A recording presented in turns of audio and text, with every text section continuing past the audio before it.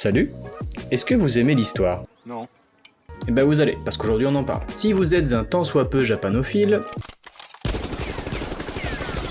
si vous vous intéressez un tant soit peu à la culture japonaise, vous connaissez sûrement le nom de Tokugawa Ieyasu, le gars qui a marqué le début de l'époque Edo. Mais vous connaissez peut-être moins ses camarades de jeu. L'un m'a particulièrement marqué pour son incroyable ascension. Né paysan, il finira à la tête de tout le Japon. Aujourd'hui, c'est Toyotomi Hideyoshi.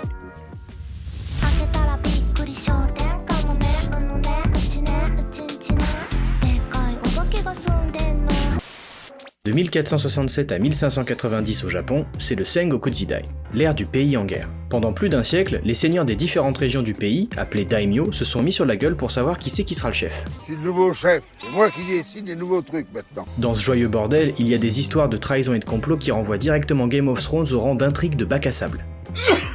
On pourrait revoir l'histoire de chaque clan depuis le début de cette période, mais comme l'espérance de vie d'un homme n'est que de 78 ans environ, j'ai peur qu'on manque de temps. Du coup on va sauter directement à la partie qui nous intéresse, c'est-à-dire vers la fin du Sengoku Jidai, le 17 mars 1537, à la naissance de Toyotomi Hideyoshi. Enfant, c'est ce qu'on pourrait appeler un petit galopin.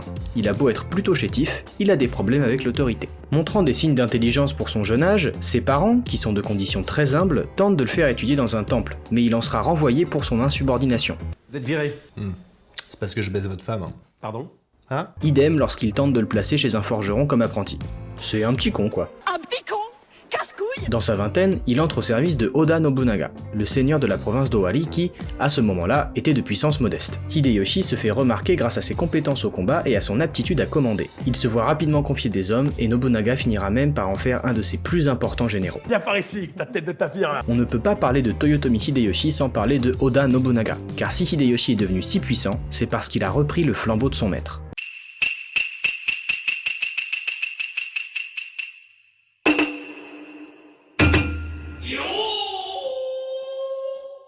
Lorsque Nobunaga succède à son père, le clan Oda ne contrôle que la petite province d'Owari qui est encerclée par des clans beaucoup plus puissants. Oh, vous êtes tout petit! Mais Nobunaga a su compenser son faible nombre d'hommes de deux manières. Tout d'abord, il n'a pas hésité à faire appel au peuple non guerrier pour livrer ses batailles. Il entraînait et équipait convenablement de simples paysans. Ah, t'es chaud là. Mais oui, c'est ça! Ces combattants appelés Ashigaru n'étaient certes pas d'aussi bons guerriers que les samouraïs, mais ils constituaient une force de frappe formidable car ils avaient tout à gagner en se démarquant au combat. Et bien souvent, ils n'avaient pas grand chose à perdre. L'autre chose que Nobunaga a su tirer à son avantage, c'est les flingues.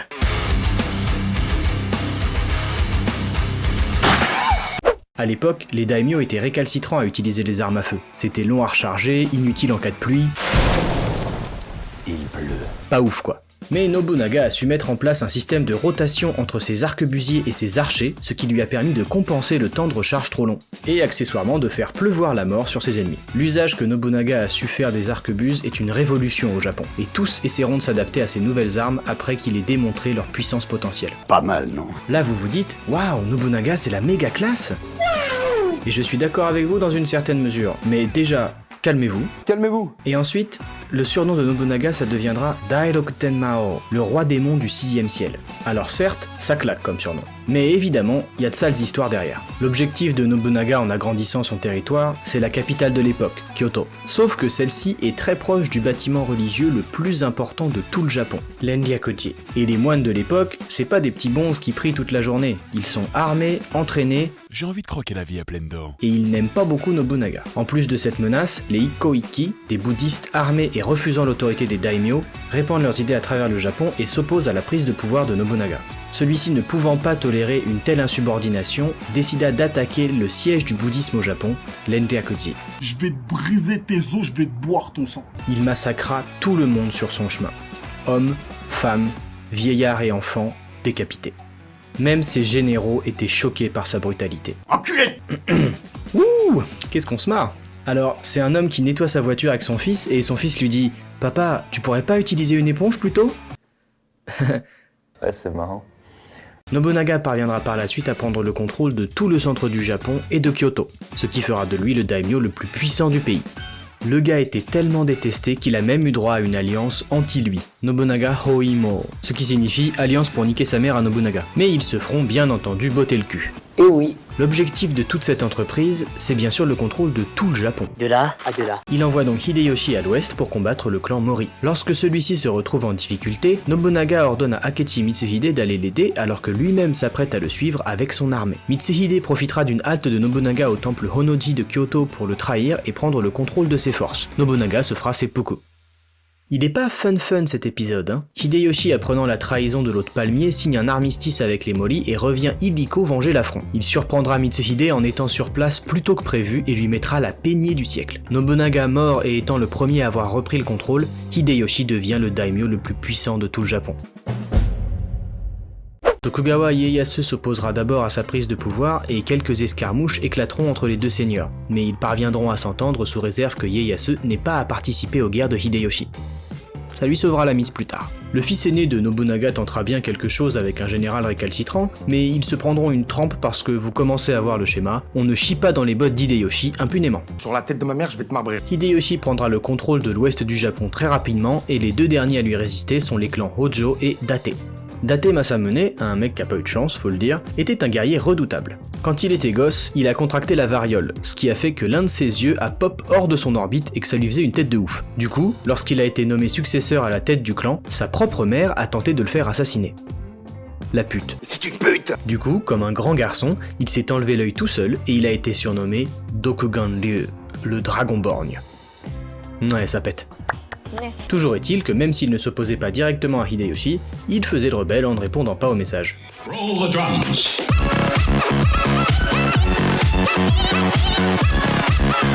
Quand Hideyoshi marche sur le dernier château du clan Hojo, il appelle tous les daimyo à le rejoindre. C'est plus une démonstration de puissance qu'une nécessité tactique à ce moment-là. Tous se pointent, sauf Masamune qui arrive à la bourre et pas en tenue de combat. Il est vêtu d'un kimono blanc et porte un wakizashi, un sabre court. Cela signifiait clairement que si ses excuses ne suffisaient pas, il était préparé à se donner la mort. Cette démonstration d'énorme paire de couilles plut à Hideyoshi qui lui laissa la vie. Parlons peu, parlons bien.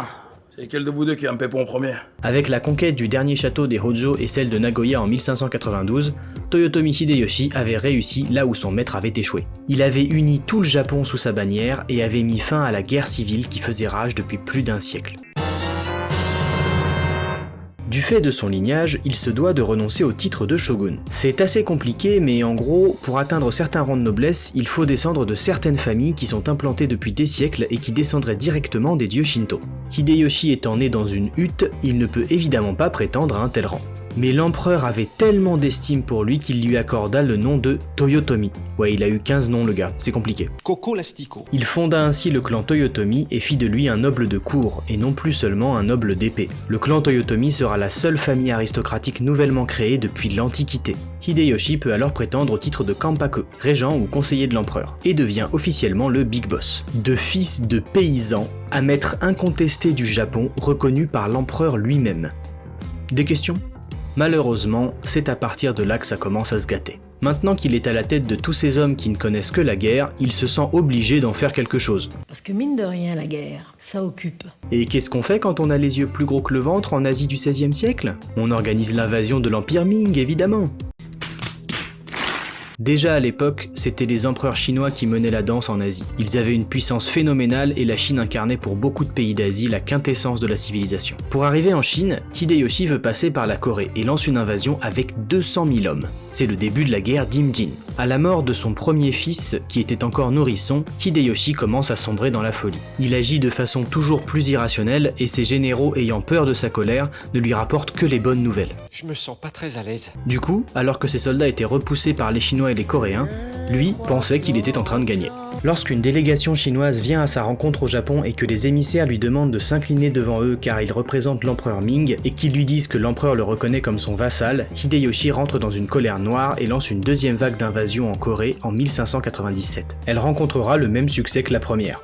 C'est-à-dire pas de succès, c'est bien, vous suivez. Le 18 septembre 1598, Toyotomi Hideyoshi s'éteint. Il était profondément respecté par ses subordonnés, mais ceux-ci ne communiquèrent pas la nouvelle de sa mort tout de suite. Ils proclamèrent d'abord la fin des hostilités en Corée en son nom, soulageant ainsi l'Asie de ce conflit issu de l'ambition d'un seul homme. Avant sa mort, il constitua un conseil de 5 sages dont le rôle serait d'éduquer et de soutenir son héritier, Toyotomi Hideyori, jusqu'à son ascension au trône.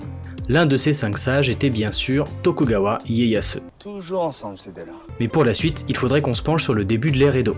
Peut-être une prochaine fois.